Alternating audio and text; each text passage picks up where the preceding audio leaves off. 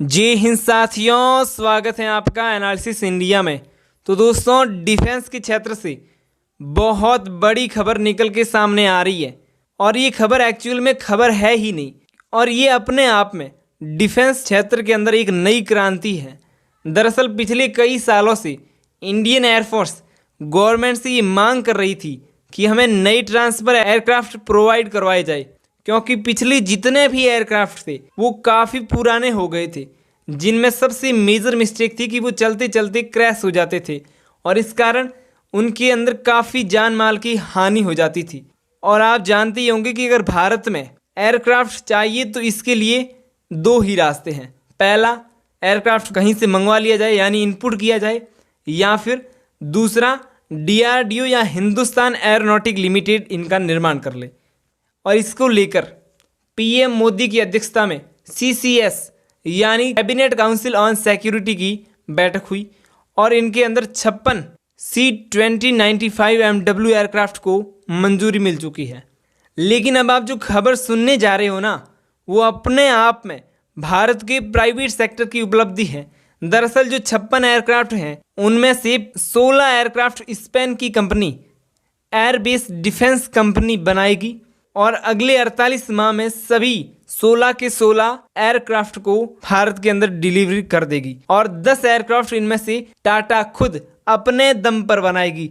जी हाँ साथियों, ये टाटा बनाएगी और ये अपने आप में एक हिस्ट्री है। रक्षा मंत्रालय की ओर से दी गई जानकारी के अनुसार ये देश का पहला ऐसा प्रोजेक्ट होगा जिसमें देश की सेना के लिए प्राइवेट कंपनी एयरक्राफ्ट तैयार करेगी। अभी तक ये जिम्मेदारी अकेले हिंदुस्तान एरोनॉटिक लिमिटेड के हाथों में थी।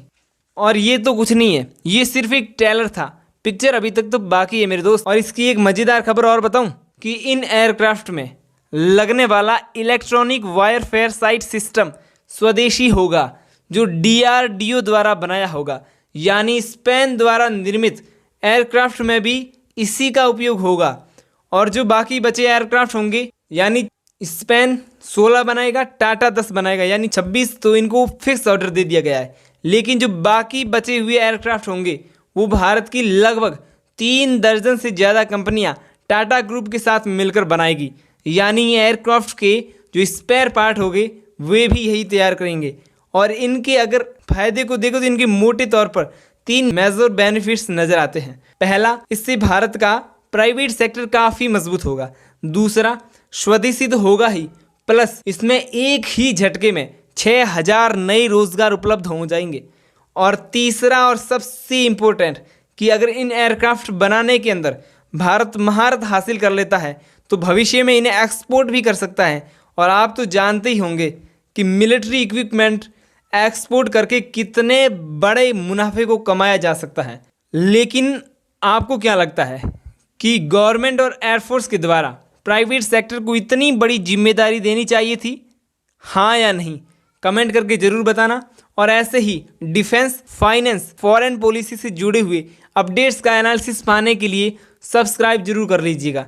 जय हिंद, वंदे मातरम।